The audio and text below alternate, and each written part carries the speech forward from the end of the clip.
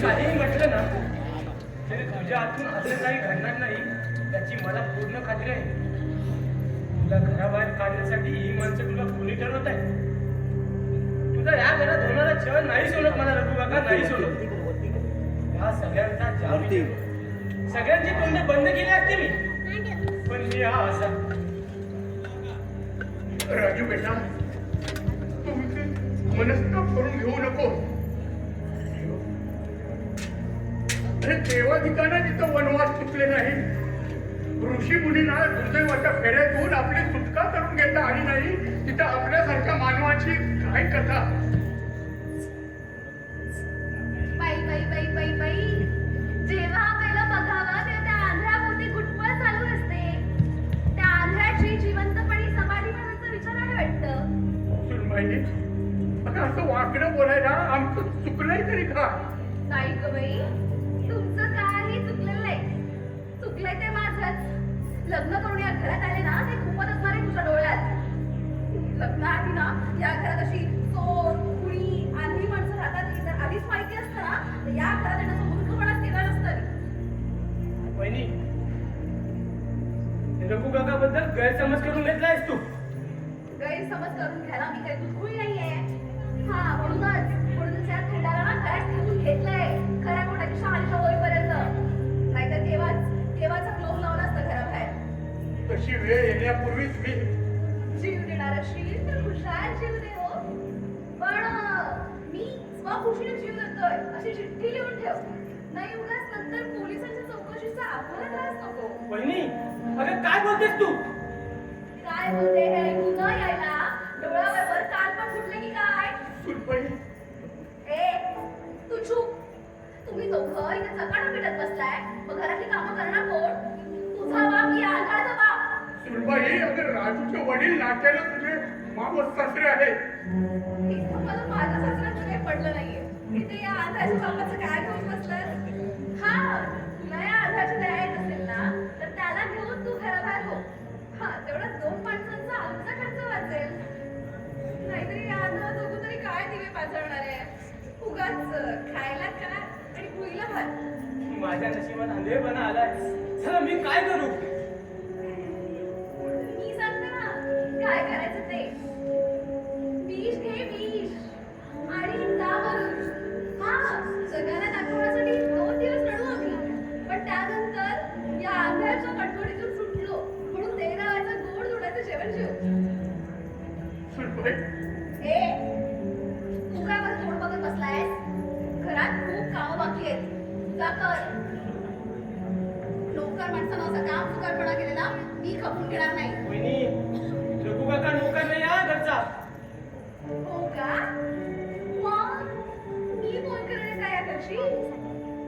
आजपर्यंत तुम्ही ज्याला देव माणूस समजत होता तो असा कुणी एक लफंगा हे समजल्यावर पण त्याची पूजा करायची आहे का? सुनबाई, ए तुला सांगून ठेवते हा, यापुढे चुकूनही मला सुनबाई म्हणायचं नाही. नोकर माणसानं आपली पायरी ओळखून वागावं. नाहीतर दूध भरलेल्या कुत्र्याप्रमाणे इथं उठवण्याऐवजी ना घरात करवंटी अडकवा आणि घराबाहेर पडा. बघा कोणी भीक घालतंय का ते. वहिनी, आम्हाला जन्म देण्याच्या ठिकाणी आपल्या रघु काकाबद्दल असं बोलणार तू पाहिजे नाहीस. चटकी नाहीस, चटकी. तू मला चटकीर म्हणालाय? हो, चटकी नाहीस तू. ए खेळण्या, हो मला चटकीर म्हणतोय. चटकी नाहीस तू. तू मला चटकीर म्हणालाय? हो, चटकी नाहीस. मला चटकीर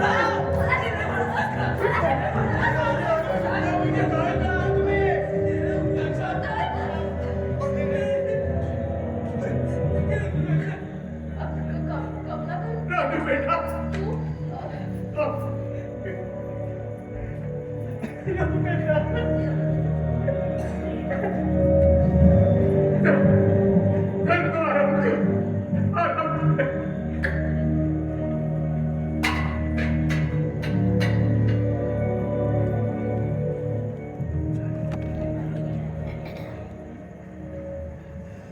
अरे विद्या, काय करत होतीस तू हे? त्या म्हाताऱ्याला चक्कल लाथेनं मारलंस आणि त्या आंधळ्यालाही काठीनं मारलंस. अगं अशाने एखाद्याचा जीव गेला असता ना, तर फास लागला असता तुझ्या गळ्याला. दिनेश, ए दिनेश, आनंदा, ए आनंदा. ते दोघेही घरात नाहीयेत. तू तर आहेस ना? म्हणजे नक्की काय म्हणायचंय तुला? घाबरू नकोस.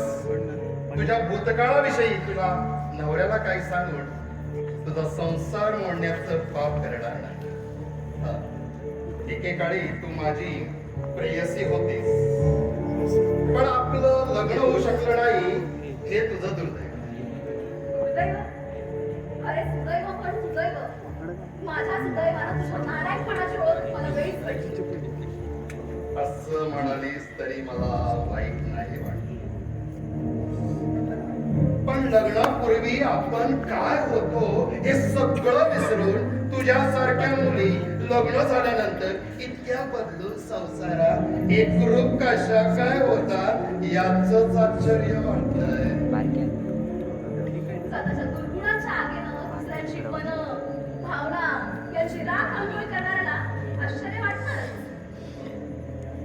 खरं सांगायचं, आपण त्यावेळी एकमेकांपासून दुरावलं गेलो त्याचं कारण म्हणजे माझी व्यसनी मित्र आणि माझी व्यसनी. पण आता त्याला काही इलाज नाही. आता तर तू माझ्या मित्राची पत्नी होऊन आमच्याच गावात आलीस. तेव्हा तर मी ठरवलंय तुला झालेल्या त्रासाबद्दल तुझी क्षमा मागायची. खरंच माझ्याकडून जो काय मनस्ताप झालाय कृपया मला माफ कर. खरंच सांगू विद्या, माझ्याकडून तुझ्यावर जो काय अन्याय झालाय त्या अपराधाचं प्रायचित्त म्हणून तुझ्या सुखासाठी काहीतरी करण्याची माझी इच्छा आहे.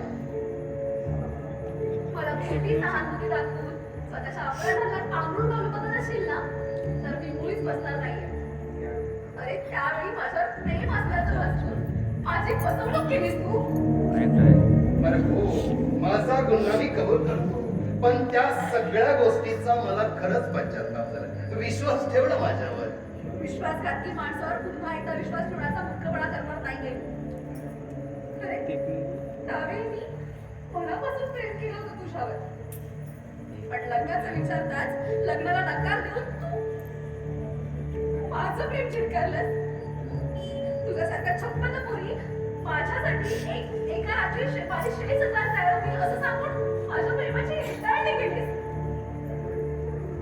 त्यावेळी मी पूर्णपणे तुटले होते, पण तेव्हा आनंद माझ्या जीवनात आले म्हणून मी सावरले. नाहीतर हो हो का सगळं मला मान्य, पण पूर्वीच सगळं विसर. एकदा विश्वास ठेव ना माझ्यावर. खरं सांगू विद्या, तुझ्या सुखासाठी जे जे करता येईल ना ते सगळं मी करेन. खरंच हो अगदी खरं सांगू विद्या, तुझ्यासारख्या मुलीने जर मनात आणलं असतं ना तर एखाद्या गर्भ श्रीमंताच्या घरची सून झाली असतीस आणि राणी सारखी राहिली असतीस. म्हणजे नक्की काय म्हणायचं तुला? सांग मला सांग, कोण कुठला तो रघु काका? इतक्या वर्ष थकलेल्या शरीरानं या घरात राहिला. आता त्या थकलेल्या हाडाने शरीराने कसली कामं होणार आहे? त्याला त्याची सोय दुसरीकडे बघायला सांगणं हे तुझ्या फायद्याचं ठरेल. त्यानंतर तुझा तो आंधळा दे, अरे तो पण मावस दे, त्यालाही फुकटचं पोचताय तुम्ही. आता ह्या दोघांना पोचणं म्हणजे दुष्काळात 13 महिना नाही ऐका माझ्या मनाला पटतंय. हा पण मला काय करावं ते सुचत नाहीये. मी सांगतो ना काय करायचं ते.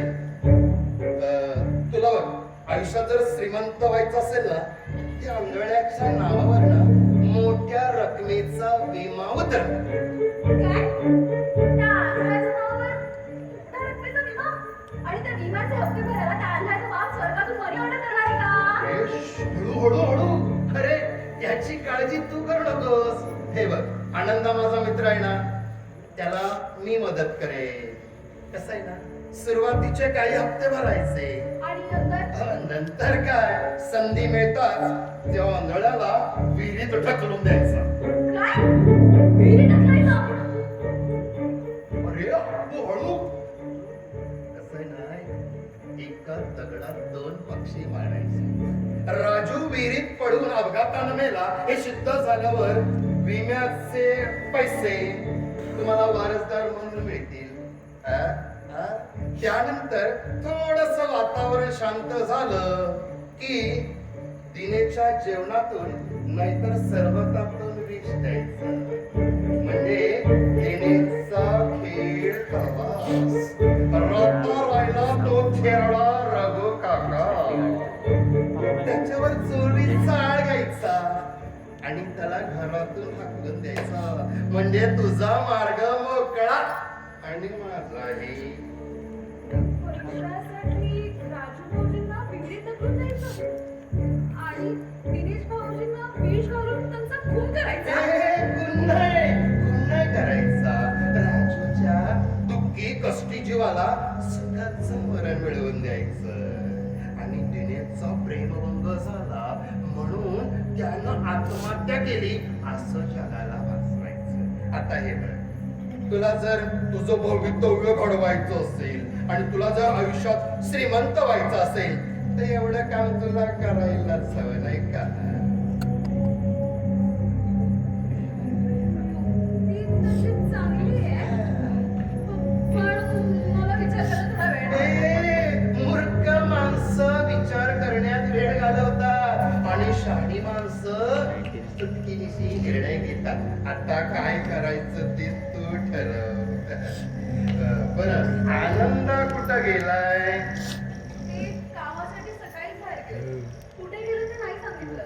अच्छा काय हरकत नाही. हे बघ हे घे पैसे. पैसे? अहो, मला? अहो, तुमचेच आहेत पैसे. आमचे पैसे? अरे घाबरू नकोस. हो तुमचेच पैसे. अच्छा परत तुला कसं माहित असणार? या गावात आंब्याची फार मोठी बाग आहे. तुझे सासरे म्हणजे तात्या त्याने लावलेली ती आंब्याची झाडं आहेत. या वर्षी आंब्याला मोहरही चांगला आलेला आहे. आणि ती झाडं 3 वर्षासाठी मी घेतलेली आहे. त्याची ही ऍडव्हान्स रक्कम. हो घे.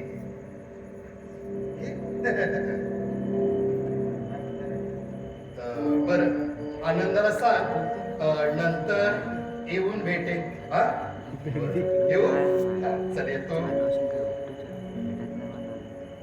हो आणि हो मी सांगितलेल्या सुखाच्या मार्गाचा तेवढा विचार कर.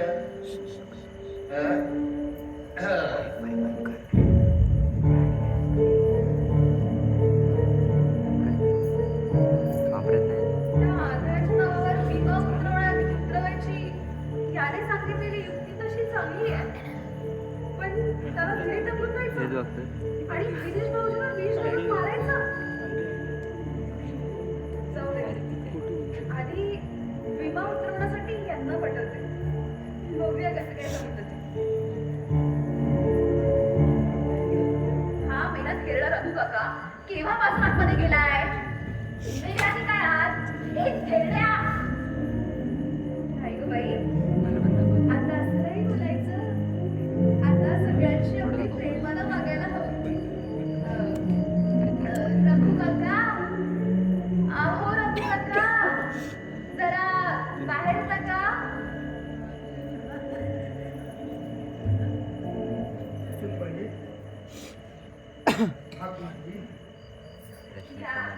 आलात काय करत होता आतमध्ये? काही करत नव्हतो. काल रात्रभर राजूची तब्येत बरी नव्हती, तेव्हा त्याच्या बाजूलाच बसून होतो. जागरणीमुळे थोडी चक्कर आल्यासारखी वाटली म्हणून. आराम करत होता? हो. मग कायमचा आराम कर ना. हा?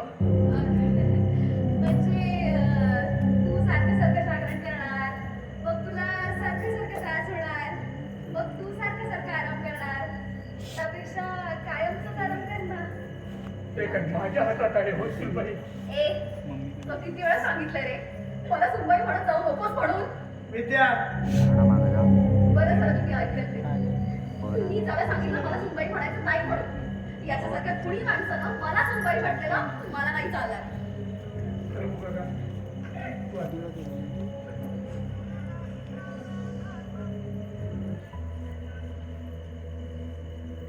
विद्या, अगं तू असं टोकाचं का बोलतेस?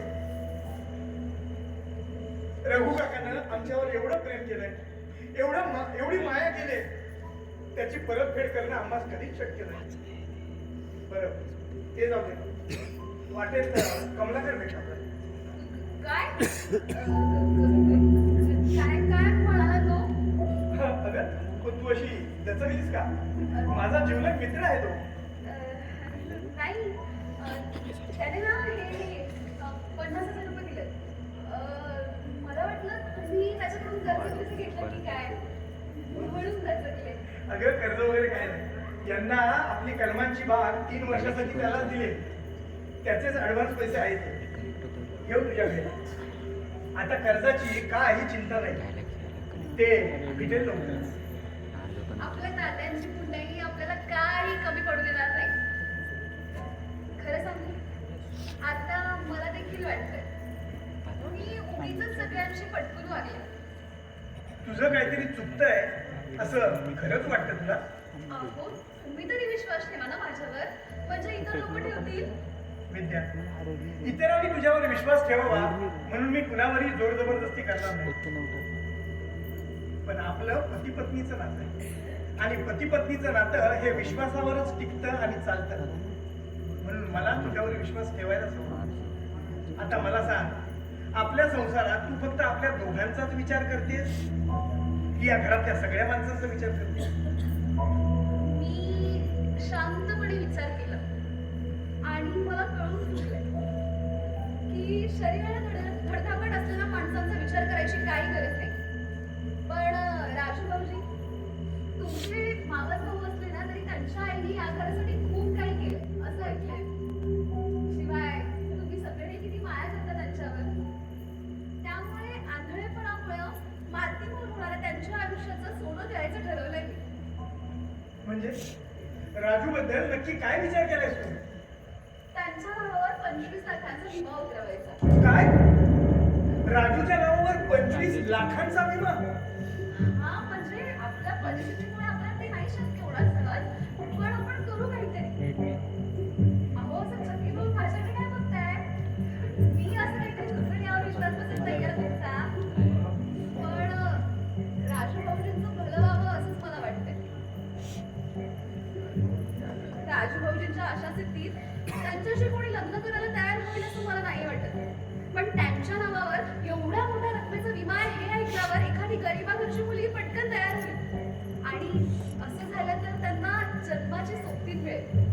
त्यांच्या निराशमयी जीवनात आशेची नवीन पालवी फुटेल. त्यांच्या आयुष्याचं सोनं होईल. दादा, दादा, वहिनी म्हणते ना ते अगदी बरोबर आहे. राजू भाऊजी, ऐकलं ना तुम्ही? तुम्हाला पटतंय ना मी काय म्हणाले ते? हो, पटलं. बघा, राजू भाऊजींनाही पटलं. पैशाच्या लोकांनी एखादी मुलगी माझ्या बरोबर लग्न करायला तयार होईल, परंतु पुन्हा मुलीचं आयुष्य मला फुकट नाही घालवायचं. तरीही तुम्ही माझ्या नाव विमा उतरवा. विम्याचे हप्ते तुम्हाला जास्त भरायला नाही लागणार. वर्षभर हप्ते भरल्यावर मी विहिरीत उडी म्हणून आत्महत्या करेन. राजू, अरे काय बोलतोस तू? खरं तर बोलतो दादा.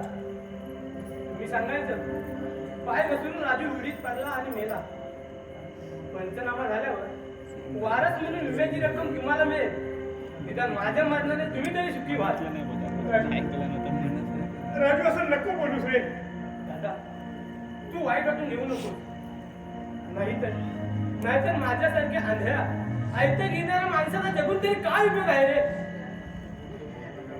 असं बोलू नका हो राजू भाऊजी. तुम्ही कोणी परके आहात का आमच्यासाठी? तुम्हाला पूर्वीसारख्या दिसू लागेपर्यंत आम्ही प्रयत्न करणार. त्यासाठी अगदी कितीही खर्च झाला ना तरी आमची तयारी आहे. हो ना हो? तुम्ही नका काळजी करू. तुम्ही जा आतमध्ये जाऊन आराम करा. नाही मी बाहेर अंगणात मोकळ्या हवेत जाऊन बसतो. हो हो या. अहो जरा राजू भाऊजींना अंगणात आणून द्या. ये रे, सावकाश. ये. ये, सावकाश.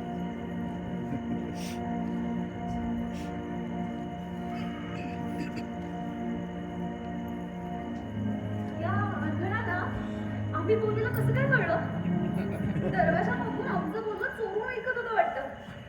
डोळे फुटले असले ना तरी कान चांगलेच सजवाचे. जाऊ दे. माझ्या नवऱ्याला माझा संशय आला नाही ते बरं झालं.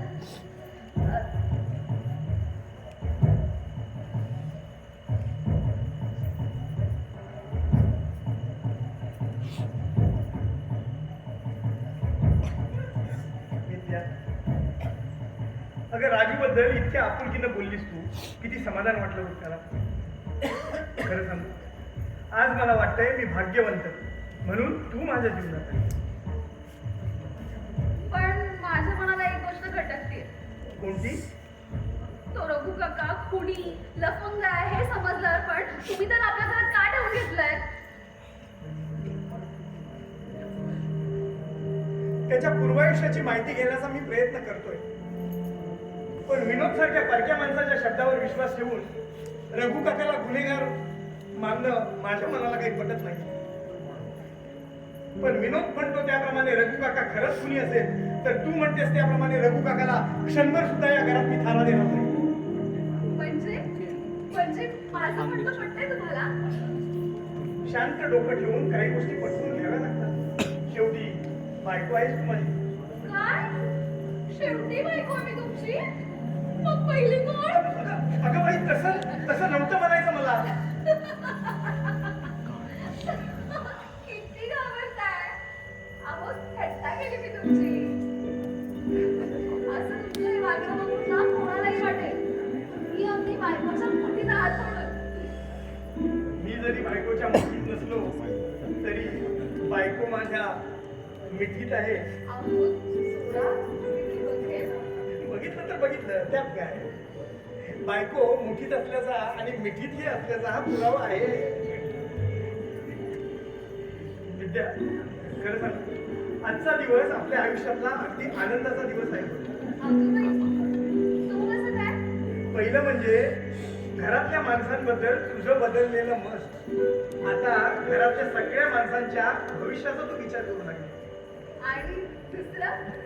अगं दुसरं म्हणजे असं, या बँकेत मी नोकरीसाठी अर्ज केला होता ना, तिथून मला इंटरव्ह्यूसाठी कॉल आला होता. आज सकाळी मी तिकडेच गेलो होतो आणि आनंदाची बातमी म्हणजे ती नोकरी मला मिळाली. अगं बाई, खरंच? हो, अगदी खरं. आता येत्या 1 तारखेपासून तिकडे रुजू व्हायचं आहे आणि ते सुद्धा इथल्या अगदी जवळच्या ब्रँच मध्ये. तेव्हा आता नोकरीसाठी लाडक्या बायकोला सोडून लांब जायची काही गरज नाही. रोज संध्याकाळी 7च्या आत घरात. आहे की नाही गंमत? हो. आज मी खूप खूप खूप खुश आहे.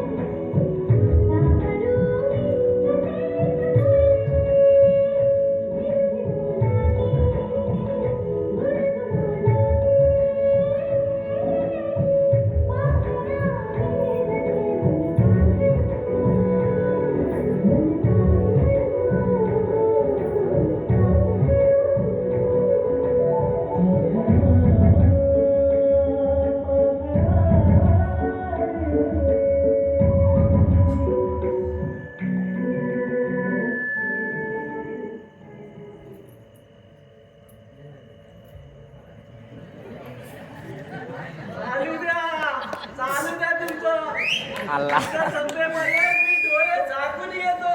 अरे मी काही पाहिलं नाही, मी कुणाला सांगणार नाही. बाळे हे नाही तुम्ही कसं बोलाल? मी आले. अरे अरे वहिनी लाजून आत गेल्या वाटतं.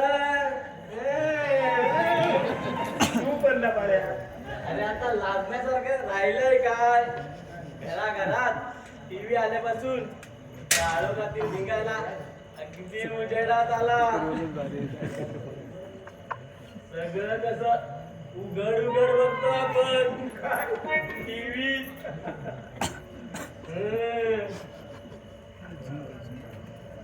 तसा अजूनपर्यंत मला चान्स मिळाला नसला तरी सिनेमात टीव्ही काय काय बघतो.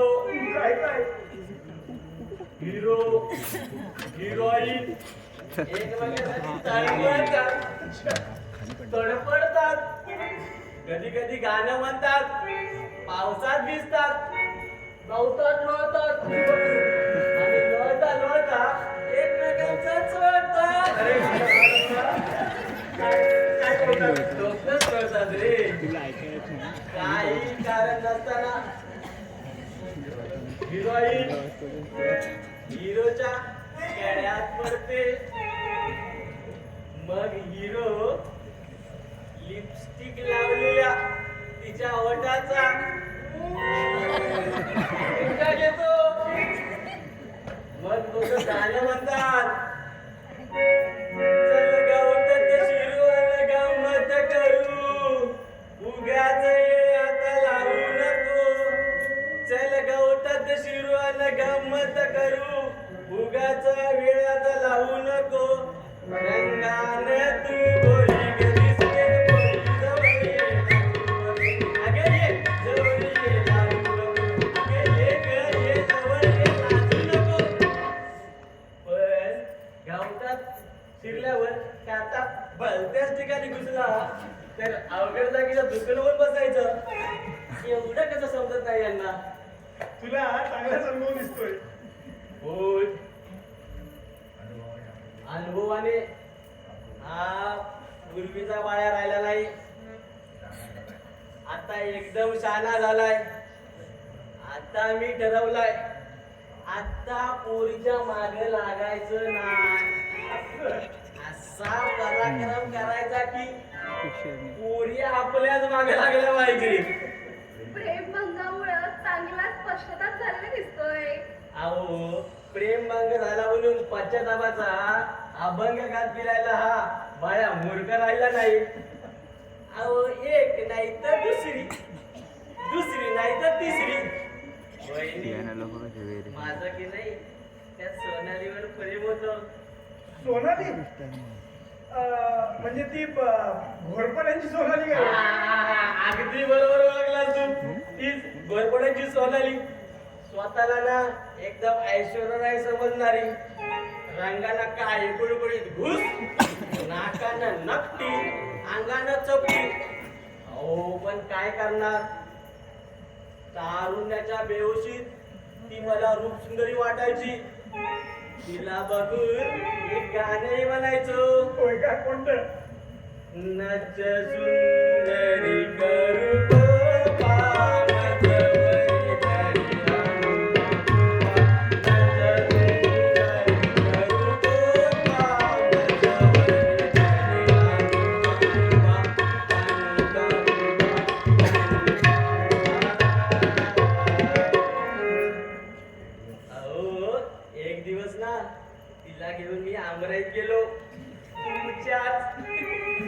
आजूबाजूला कोणी पायदाय बघितलं आणि एका आंब्याच्या झाडाच्या सावलीत बसलो. वाटलं खूप गप्पा माराव्या, हळू तिच्या गालाचा मुका घ्यावा. पण माझ्या नशिबात तो चान्सच नव्हता. म्हणजे आमराई साप दिसलं की काय? हो, साप नाही.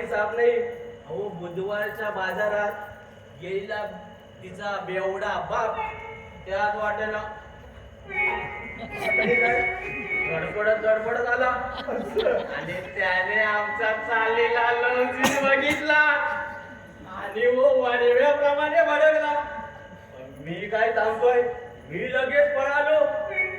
त्याने आपल्या पोरीची बकोटी धरली आणि मला का बरोबर काय करताय,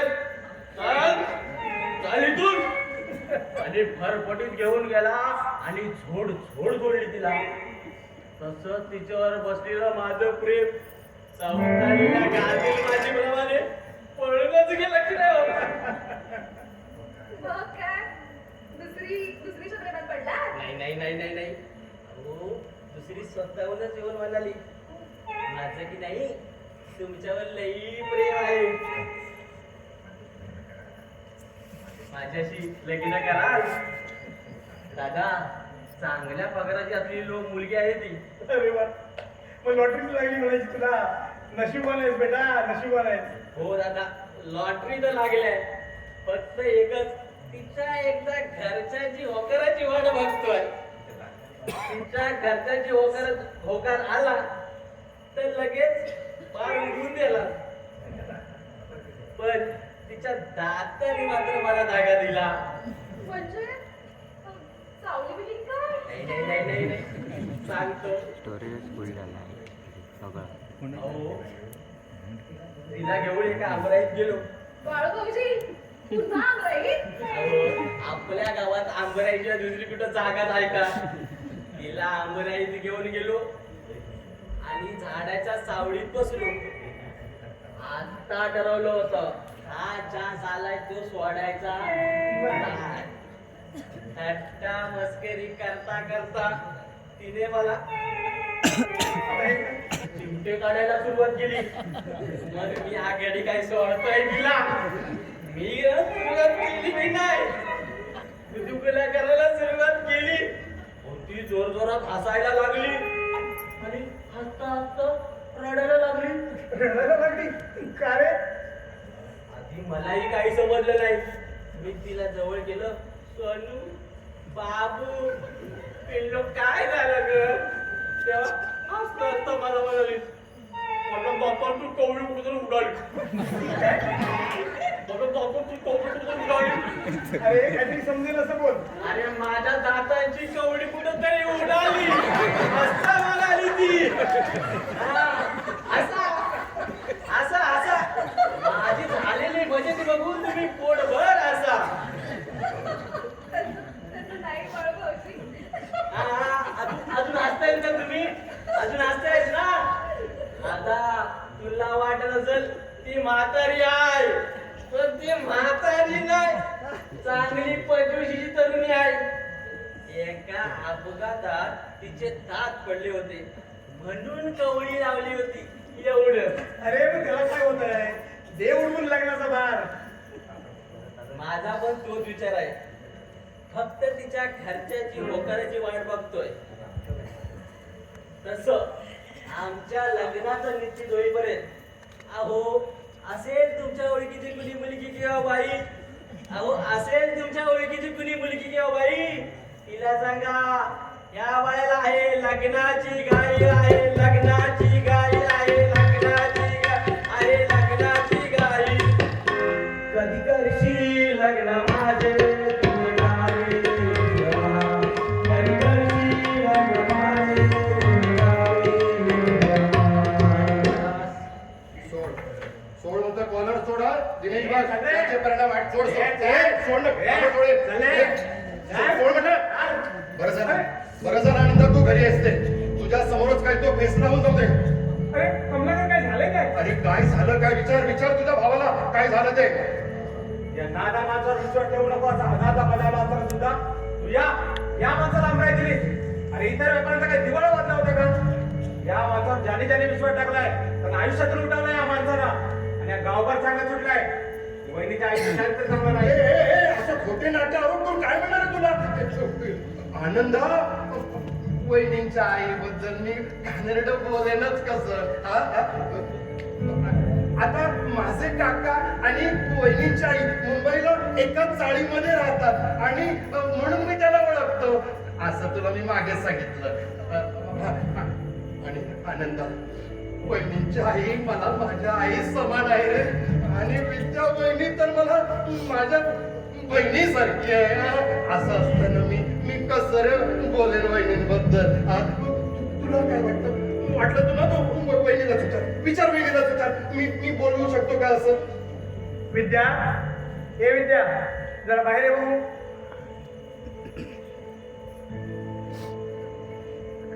काय या कमलाकरला तू कधीपासून ओळखतेस? काय काय झालं? तुझ्या आईचं चारित्र चांगलं नाही. काय असे गावातले लोक कुजबुजतात आणि मी त्यांना तसं सांगितलं. असं तुझ्या धीराचा माझ्यावर संशय आहे. आता मला सांगा वहिनी, तुमच्या आईबद्दल मी असं घाणेरडं अपशब्द बोलू शकतो का? तुम्हाला काय वाटतं वहिनी? तुम्हीच काय ते स्पष्ट सांग, बोलू शकतो का? सांगा सांगा. मी कमलाकरला ओळखते. हा.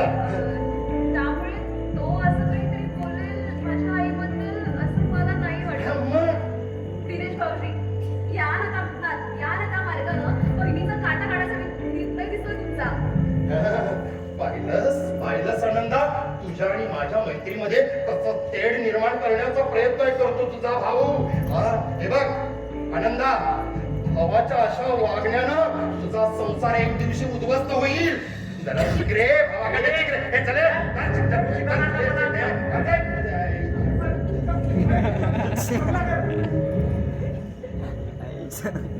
दादा, हा कमलाकर खरंच विश्वास ठेवायचा लागेचा माणूस वाटतो तुला? मला एवढंच वाटतं, कमलाकर कसाही असला तरी माझा विश्वासघात तो करणार नाही. अरे आता तूच बघितलंस ना, विद्याला तो आपली बहीण मानतो आणि विद्याचाही विश्वास आहे त्याच्यावर. कमलाकर सारखी हलकट स्वभाव असणारी माणसं त्याच्यावर विश्वास ठेवतात. पाहिलं ना, कमलाकरवर विश्वास ठेवणारे तुम्ही आणि मी हलकट स्वभावाचे आहोत. बघ कशी वाकडे चिरून बोलते ती. अरे अरे पण तू तरी प्रत्येक वेळी तिच्यावर अविश्वास का दाखवतोय? यापूर्वी विद्या जे वागले त्याचा आता तिला पश्चाताप. आता घरातल्या सगळ्यांच्या भवितव्याचा विचार करू लागले ती. पश्चाताप झाले माणसं असं बोलून दाखवत नाही, तर आपल्या वागण्यानं आणि कृतीनं करून दाखवतात. अरे पण एकदा तरी तू तिच्यावर विश्वास ठेवून बघ. ढोंगी मुखवटा पांघरून वागणार मला जमणार नाही. तुला काय जमणार आहे ते स्पष्ट सांग मला. दुसऱ्यांची निंदा नाराजगी करणं चांगलं जमतं यांना. पहिलं कुणासाठी कितीही काही चांगलं करा, मीच वैरिक झाली सगळ्यांची. अशानं ना कोणाला थारा मिळणार नाही माझ्या संसारात. एकेकाला हात लावून लावे. मला हाकून लावता वहिनी. आमच्या घरच्या भानगडीत तुम्हाला मध्ये पडण्याचं कारण नाही. विद्या, तू थांब. विनोद, आता तूच समजाव तुझ्या या मित्राला. अरे त्या कमलाकरचं निमित्त काढून उगाच भांडण बसलाय घरात. काय घडलंय ते माहितीये मला. म्हणजे दरवाजा मागून तुम्ही आमचं बोलणं चोरून ऐकत होता. नाही, चोरून नाही ऐकलं. मगाशी राजू बरोबर बाहेर गप्पा मारत बसलो होतो, त्यावेळी तुमचं थोडं बोलणं माझ्या कानावरती आलं. आणि या घरातून कमलाकरला रागाने काहीतरी बडबडत घरातून बाहेर पडताना पाहिलं. अहो, तुमचा विश्वास असेल हो कमलाकरवरती, पण माझा विश्वास नाही कमलाकरवर. कारण या गावातील लोक कोणी त्याच्याबद्दल चांगलं बोलत नाही.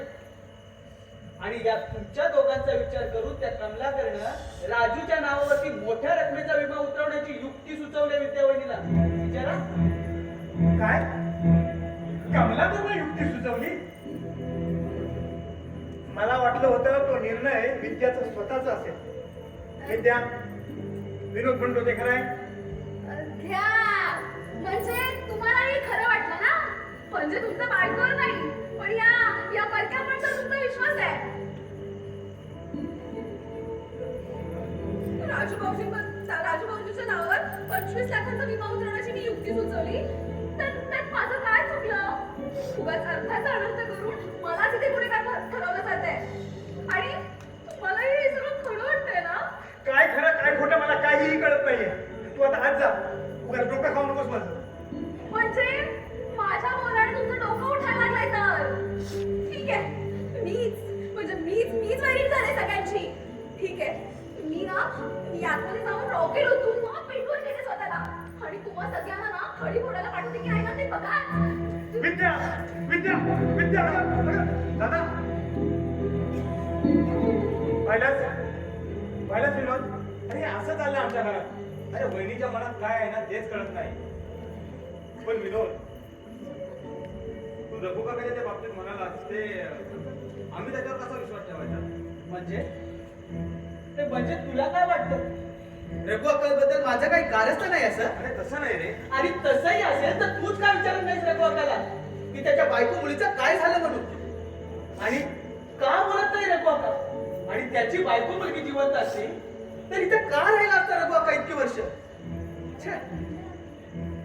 बरं ते जाऊ दे. मी दुपारच्या गाडीनं मुंबईला जातोय. अरे पण असं अचानक मुंबईला जाण्या एवढं काय महत्वाचं काम आहे तुझं? ते 2 दिवसात तू परत आल्यावरती सांगेल. बरं येतो मी.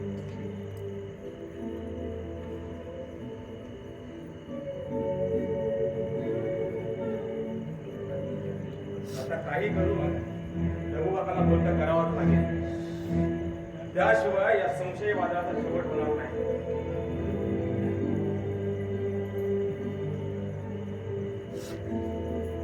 रघु काका, हे रघु काका.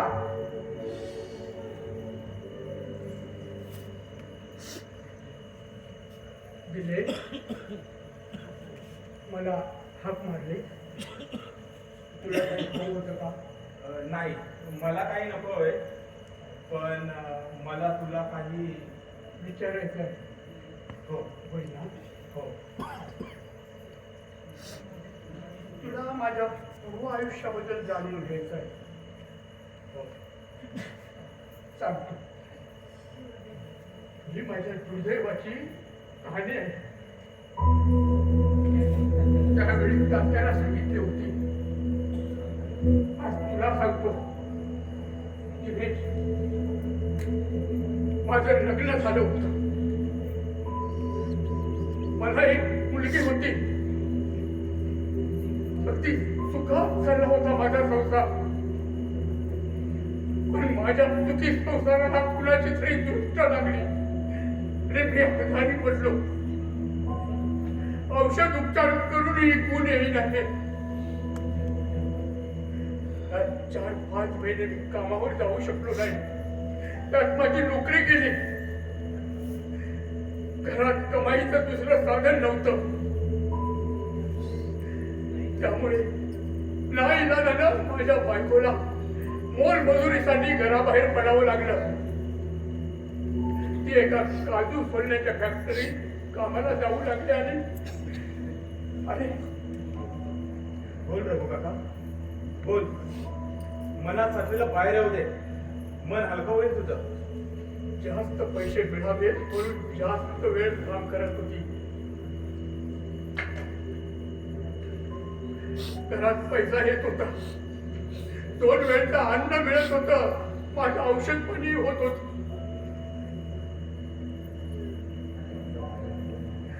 पण त्या 6-7 महिने निघून गेले. हळूहळू औषधाचा गुण येऊ लागला.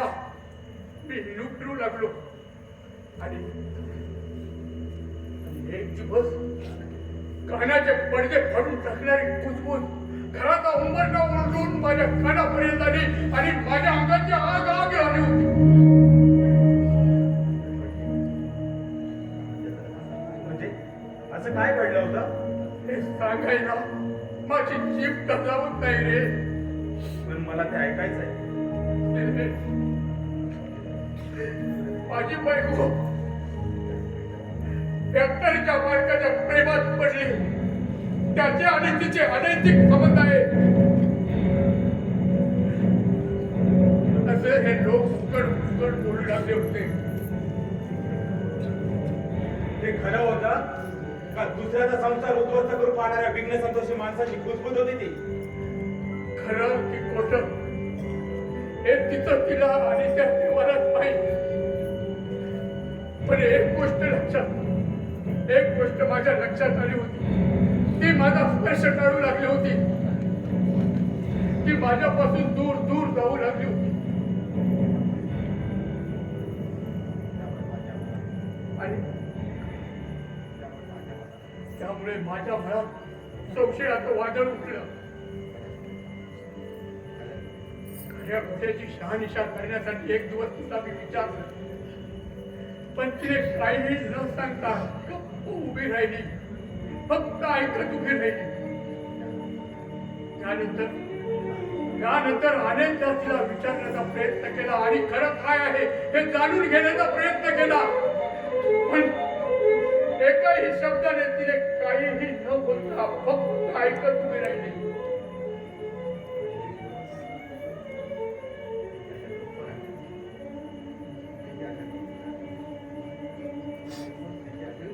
तिच्या अशा गप्प राहण्यात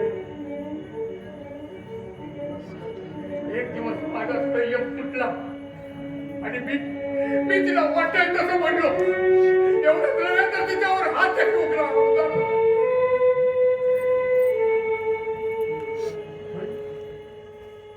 पण नंतर विचार केला, तिच्या हातून तशी काय चूक घडलीच नसेल तर नक्कीच तिला पश्चाताप होईल आणि आपणही तिला माफ करू. पण त्याच रात्री पहाटेच्या अंधारात माझ्या 2 वर्षाच्या चिमुकल्या मुलीला घेऊन माझी बायको काहीही न सांगता निघून गेलेली, मला सोडून निघून गेली. तू त्यांचा शोध घेण्याचा प्रयत्न नाही केलास? केला ना, खूप शोध केला. कारण मला माहित होतं नवऱ्याला टाकलेली बाई आणि नवऱ्याला सोडून गेलेल्या बाईची किंमत मातीपेक्षाही स्वस्त समजतो आमचा समाज. बापाविना वाढलेल्या पोरीचं आयुष्य म्हणजे होमकुंडातल्या निकाऱ्यासारखं चढत असतं. तिने त्यावेळी बायको भेटली असती तर रागाच्या भरात गळा दाबून जीव घेतला असता. तिचा जीव घेतला असता, खूनही केला असता. पण माझ्या निष्पाप पोरीसाठी जीवाचं रान केलं असतं रे, रान केलं असतं.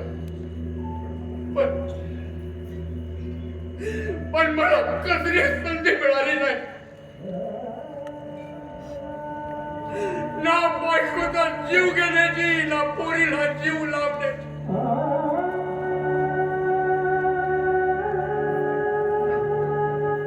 शांत हो रोका, शांत हो. पुढे काय झालं?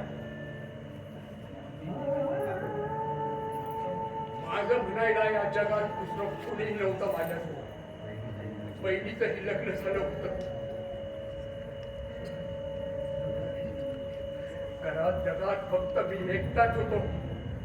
तिने त्याची बायको नवऱ्याला सोडून जाते, दुसऱ्याचा हात धरून पळून जाते. त्याचं दुःख फक्त त्याला आणि त्यालाच माहीत असतं रे. पण हे लोक त्याचा विचार करत नाही, उलट त्याच्या जखमेवर निंदेचं मीठ तोडतात. याचा अनुभव मी पावली घेत होतो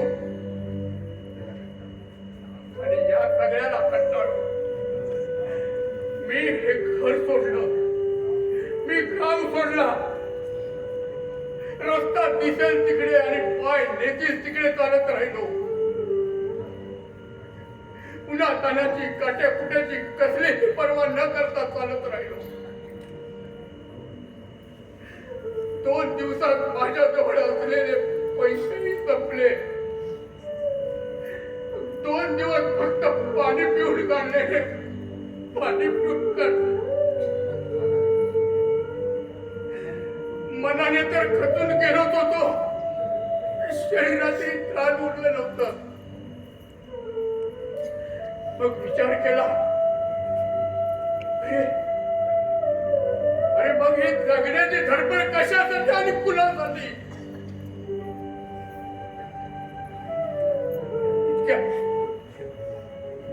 इतक्यात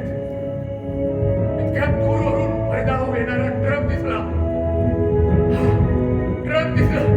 आणि आता जगायचंच नाही असा निश्चय करून डोळे बंद करून रस्त्याच्या मधोमध उभा राहिलो. पण एका क्षणाला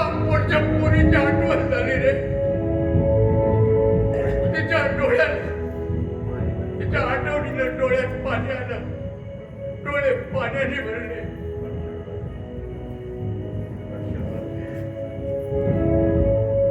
क्षणभर फार वेगाने येणारा ट्रक मला धडक देऊन माझा चेंडा बंद करला. इतक्या काय झालं रघु काका?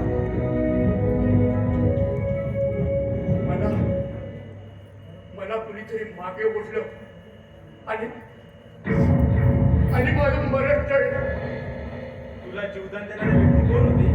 तुमचे वडील, त्या घराचे मालक काका होते. तात्याने मला जीवदान दिलं.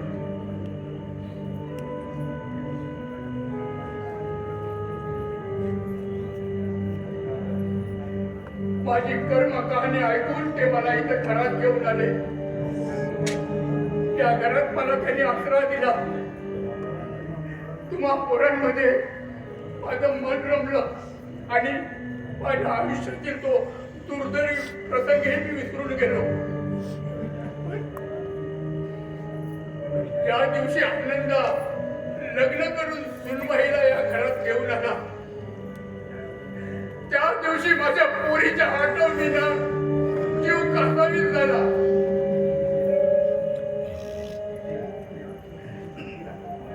ती रात्र पोरीच्या आठवणीनं आसू घालत बसून ठरली रे. सुनबाई प्रमाणे माझ्याही मुलीचं लग्न झालं असतं. ती आपल्या हक्काच्या घरी सासरच्या मंदिरी आनंदानं गुण्या गोविंदानं नांदत असती. पण आता कुठं असेल रे माझी पोरगी? काय करत असेल?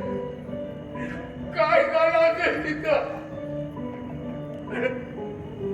या जगात पुन्हा तिची आणि माझी भेट होईल की नाही हे त्या परमेश्वरालाच माहिती आहे. शांत हो रघु काका, शांत हो. तुझी आणि तुझ्या मुलीची भेट घडवून आणण्याचा नक्की प्रयत्न करेल. तू अरे पण तू तर म्हणत होतास की रघु काकाने त्यांच्या मुलीचा आणि बायकोचा फोन केलाय म्हणून. माफ कर दिनेश त्याबद्दल. अरे इथं राहायला आल्यापासून पाहतोय मी. अरे घरातील सर्वांची प्रेमाने काळजी घेणारा हा रघु काका एकांतात असला तरी कसल्या तरी विचारात घडून गेलेला असतो. अरे स्वतःशी बोलताना पाहिलंय मी त्याला, म्हणून त्याला बोलता करण्यासाठी केलेला प्रयत्न बस इतकंच. अरे पण त्यामुळे आमच्या घरात केवढा वादळ उठलाय पाहिलंच ना. त्याबद्दल खरंच सॉरी. पण रघु काकांना आता ती त्याच्या दुर्दैवाची कहाणी सांगितली, त्याच्यावरून त्याच्या बायको आणि मुलीचा शोध घेण्याचा नक्की प्रयत्न केला. बरं दिनेश, मी निघतो आता. येतो रघु काका. थांब दिनेश, माझं एसटी स्टँडवर काम आहे. दोघं सोबतच निघू. रघु काका, तू आता थोडा आराम कर, आम्ही थोडं जाऊन येतो. चल.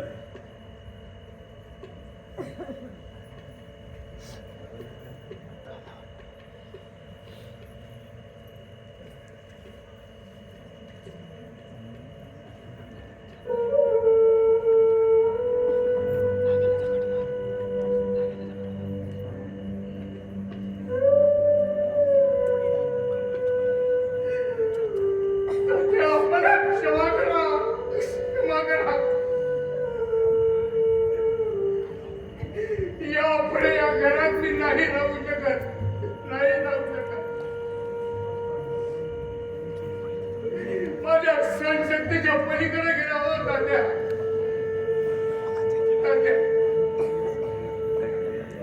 तुम्हाला दिलेलं वचन आणि माझं कर्तव्य पार पाडलंय. मला वचनातून मुक्त करा तात्या, मुक्त करा.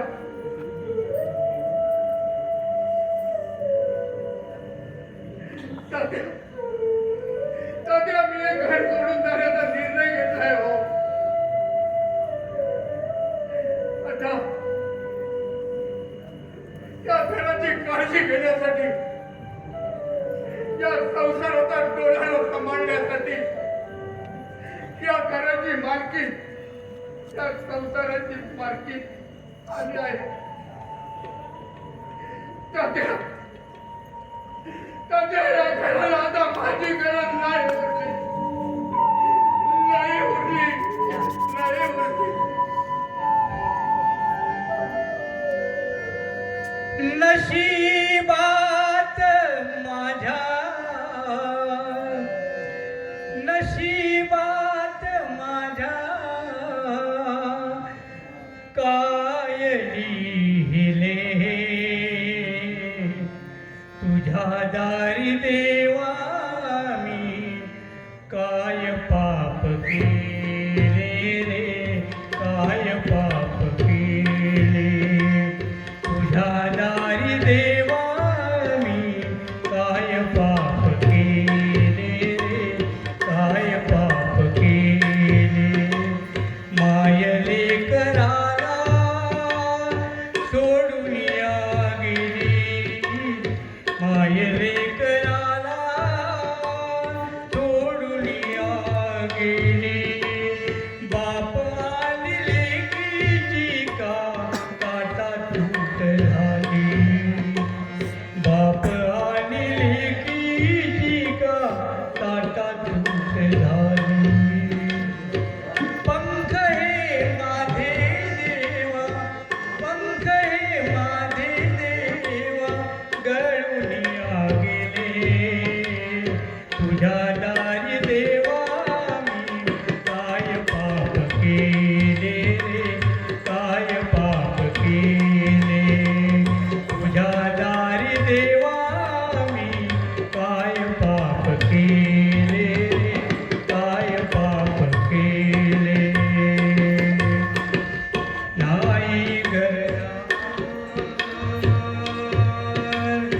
नाही घरदार उरले नाही आसरा नाही घरदार उरले नाही आसरा राहू कसा कुठे देवा सांग रे मजला राहू कसा कुठे देवा सांग रे मजला पंख हे माझे देवा पंख हे माझे देवा गळून या गेले तुझ्या दारी देवा मी काय पाप केले रे काय पाप केले तुझ्या दारी देवा मी काय पाप केले रे काय पाप केले रे काय पाप केले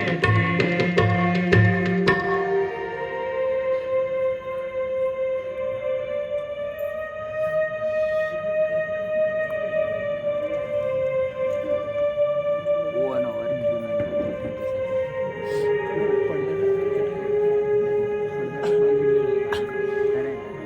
अहो मला चांगली आठवण आहे, मी पैसे तिथेच ठेवले होते. मग स्वयंपाकघरातले पैसे बाहेर जायला पैशाला काय पाय फुटले आता ते मला काय विचारताय तुमचा त्या विश्वास रघु काकाला विचारा थोडं थोडकी नाही 50,000 रुपये 50,000 रुपये पैसे घेऊन पळून जाण्याचा बेत केला असेल त्याने काहीतरी बाई एकेका माणसाची नीती खल्ला घरचे वास मोजण्याची आता तुम्ही माझं तोंड काय बघत बसलाय त्याला बोलवा आणि विचारा त्याला रघु काका ए रघु काका जरा बाहेर ये बघू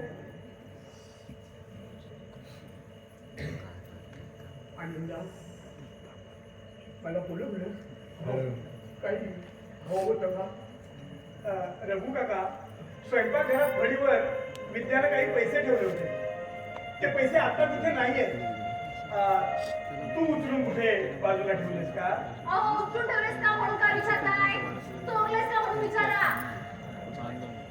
काही मी पैसे चोरले हो तूच पैसे चोरलेस काय असेल ना ते मुकडाने कबूल कर अहो इतकी वर्ष या घरावर लक्ष ठेवणार कोणी नव्हतं ना म्हणून चांगलंच लुबाडलं असणार याने तुम्हाला ए तुला किती वेळा सांगितलंय रे मला सुनबाई म्हणत जाऊ नकोस म्हणून तरी आपण रिस्क्यासारखं शिंदाई आता ना फुकटाला तू काय कुठे पैसे ठेवतात ना ते कबूल कर आता अरे अरे मी कुणासाठी चोरी करू? अरे कोण आहे या जगात माझं? किती वर्ष बायको आणि मुलीपासून लांब राहणाऱ्या रघु काकांना ठेवली असेल एखादी बाई. इथे चोरी करून तिथे भर करत असशील. सुनली आई ते ओ कसला आरोप करताय तुम्ही माझ्यावर? आनंदा, तुलाही वाटतं का रे मी पैसे चोरले असतील म्हणून? रघु काका चोरले नशी, उचलून कुठेतरी बाजूला ठेवली अशी. समजलं, तुझ्या बोलण्यातला अर्थ समजला मला. मला आता काहीही बोलायचं नाही. पैसे मिळाले नाहीत तर मात्र मी गप्पा बसणार नाही. विद्या, मी जरा कमलाकरला भेटून येतो.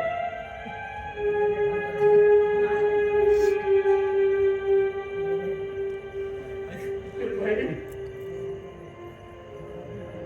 मला घराबाहेर काढण्यासाठी माझ्यावर चोरीचा आळ घेण्याची गरज नव्हती.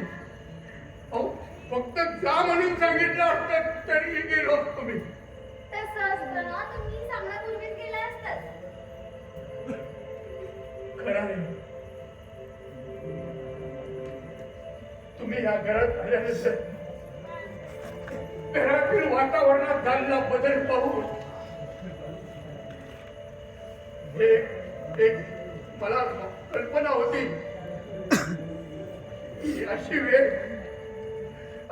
माझ्यावर एकदा तरी येणार म्हणजे येणारच. पण तात्याला दिलेल्या वचनासाठी आणि या घरातील या पोरांच्या मायेपोटी आजपर्यंत सगळं सण केलं. पण आज तुम्ही केलेला आरोप नाही सण करू शकत मी, नाही सण करू शकत. मग जीव बीव द्यायचा विचार आहे की काय? पैसे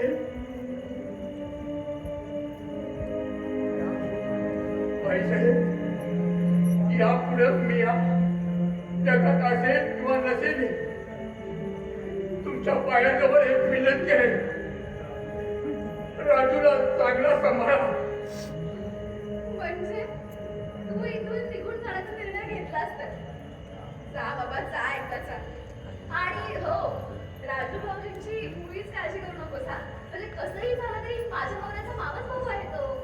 त्याच्या जीवाचं काही बरं वाईट झालंच तर तुझ्या आणि त्याच्या आत्म्याला शांती मिळावी म्हणून तेराव्याचं थोडंसं जीवन घालू लागेल. सुरभाई, राजू बद्दल असं अभद्र नका बोलू.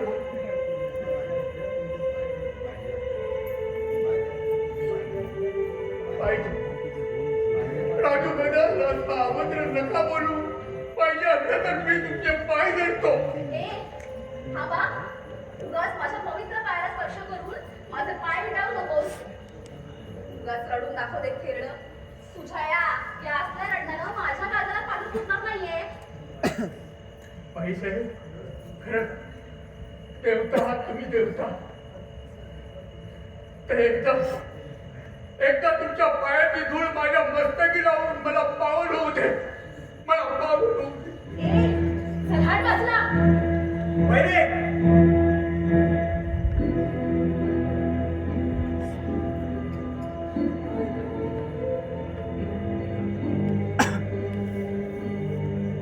चांडाडी, तू रघु काकाला लाभ मानेस?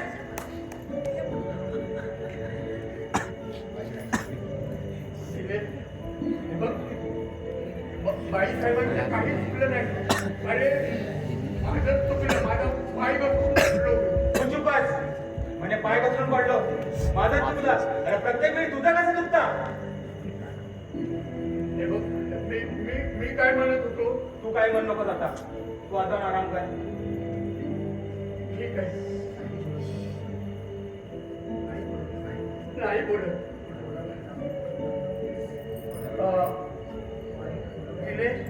मी थोडा वेळ बाहेर अंगणात बसतो. हा, ही बघ, ही चिठ्ठी आहे तुझी. तुला वेळ मिळाला की नंतर वाच. हा, ही बघ, इथे टेबलावर ठेवतो.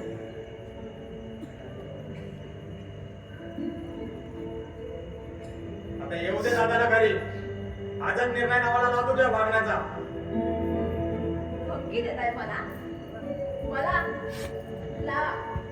काय निर्णय लावायचा ना तो आजच्या आज लावा. मला पण बघायचंय माझा नवरा कोणाची बाजू घेतो ते. रघु काका सारख्या चोर कुणी लपंग्या माणसाला लादीला नाही उडवायचं तर त्याची पालखी बसून पूजा करायची का? घरातले पैसे चोरण्याची मजा घेणे त्याची. काय रघु काकाने चोरी केली? थोडे थोडके नाही 50,000 रुपये चोरले त्याने. 50,000. नाही, रघु काकाकडून असं नीच कृत्य होणं शक्य नाही. मला खात्री आहे त्याची. त्याच्यावर चोरीचा आळ घेऊ नकोस. त्याच्या रुगाचा चोरीचा आळ घ्यायला मला वेळ लागणार नाहीये. चोरीला गेलेले पैसे जर मिळाले नाहीत ना तर त्या आंधळ्या सकट मग सगळ्यांना घराबाहेर काढते का नाही ना ते बघाच. वहिनी, वहिनी, असं वागून वहिनीला काय मिळतं तेच कळत नाही.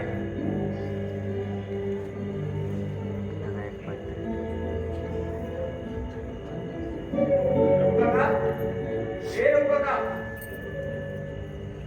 दादा, अरे दादा काय चाललंय आपल्या घरात? अरे झालं ते कमी झालं म्हणून आज वहिनीने रघु काकावर चोरीचा आळ घेतला. प्रत्येक वेळी माझीच बायको चुकीची आहे असं का वाटतं तुला? अरे आता या घरात आणि खास करून त्या स्वयंपाकघरात रघु काका आणि विद्या या दोघांशिवाय कोणाचा वावर असतो का? मग स्वयंपाकघरातले पैसे बाहेर जायला काय बाहेरचा चोर आला? म्हणजे तुलाही वाटतंय की रघु काकाने चोरी केली? रघु काका चोर आहे मग तुला काय म्हणायचं आहे? माझी बायको आपल्या घरात चोरी करून इतर कोणाची तरी भर करत असेल? अरे मला तसं नाही म्हणायचं आहे. अरे एकदा तू शोधून बघ ना. विद्यानं शोधलंय सगळीकडे. अरे एकदा पुन्हा शोधून बघ. ठीक आहे, तू म्हणतोस म्हणून मी शोधतो.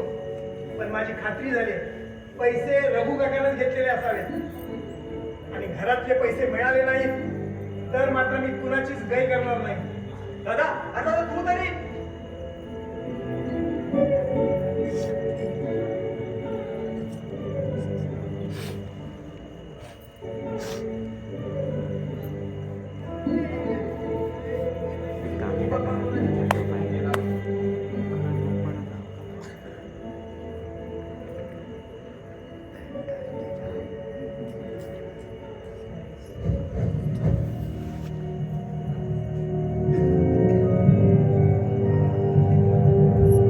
आनंदा, दिनेश, राजू, आजवर तात्याला दिलेल्या वचनासाठी आणि तुम्हा पोरांवरील मायेपोटी निस्वार्थीपणाने तुमच्या घरात राहिलो. सूनबाईने घरात पाऊल टाकल्यानंतर जे जे बोलत गेली ते तुम्हाला कळू न देता एकट्याने सहन करीत राहिलो. पण आज सूनबाईने माझ्यावर केलेला चोरीचा आरोप नाही सहन झाला मला.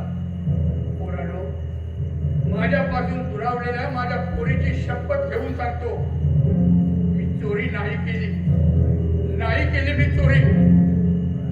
पण आता मी या घरातून कायमचा निघून जातो. तुम्हाला सांगून जाणं शक्य नव्हतं कारण तुम्ही मला जाऊ दिलं नसतं म्हणून मी चिठ्ठी लिहून ठेवली आहे. पोरांनो, काळजी घ्या. काही चुकलं असेल तर मला माफ करा. तुमचा अभागी रघु काका. रघु काका, रघु काका. दिनेश, दिनेश अरे का ओरडला तू? काय झालं? चिठ्ठी? हो, रघु काकाची चिठ्ठी. रघु काका घर सोडून गेला रे. काय? कुठे गेला माझा रघु काका? कुठे गेला? माझ्या रघु काकाला तुम्ही परत आणा, नाही तर स्वतःच्या जीवाचं काहीतरी बरं वाईट करून घेईल तो. रघु काका, रघु काका. काय झालं माझ्या भरल्या घरात रडायला? या आंधळाचा पण जीव चाललाय वाटतं. चुपाईस.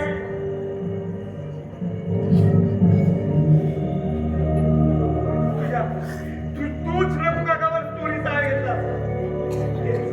तेच त्याच्या जिव्हारी लागला आणि म्हणून रघु काका हे घर सोडून गेलाय. उगाच नाही बोलले मी. शेवटी पैसे स्वयंपाकघरात सगळीकडे शोधलं तेव्हा पैसे स्वयंपाकघरातच चहा पावडरच्या डब्याच्या मागच्या बाजूला मिळाले. हे घे. तेच म्हणते मी, पैसे तिकडे उचलून ठेवण्याचं काम त्याचंच. मी घरात होते ना, म्हणून त्याला पैसे घेऊन जायला जमलं नाही. बरं झाले बाई, पैसे तरी सापडले. दादा तू बोलतोस तेच बरोबर आहे. वहिनीमुळे आज रघु काका घर सोडून गेला. वहिनीने रघु काकावर चोरीचा आळ घेतलाच, पण आज तिने त्याला लाथीने देखील मारला. काय विद्याने रघु काकाला लाथीने मारलं? हो, माझ्यावर विचार नसेल तर विचार तूच तिला. राजू तू नको काळजी करू, मी रघु काका शोधून परत आले.